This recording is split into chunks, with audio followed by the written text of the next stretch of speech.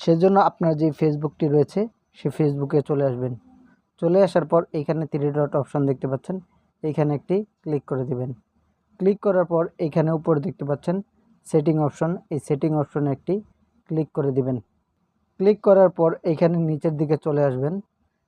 নিচের দিকে আসার পর এখানে দেখুন ব্লক লেখা রয়েছে, এই ব্লকে ক্লিক করে দিবেন। ক্লিক করার পর এইখানে দেখুন যাদেরকে আপনি ব্লক করেছেন এই নামগুলো চলে আসছে। তো এই নাম্বারটির মধ্যে আপনি এইখানে দেখুন, এইখানে একটি ক্লিক করে দিবেন। ক্লিক করার পর এইখানে দেখুন আনব্লক লেখা রয়েছে, এই আনব্লকে আপনারা একটি ক্লিক করে দিবেন।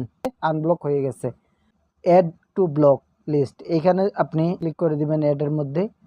এখানে পাশে দেখতে পাচ্ছেন ব্লগ লেখা রয়েছে, এই ব্লগে ক্লিক করে দিবেন। এই ব্লগে একটি ক্লিক করে দিবেন।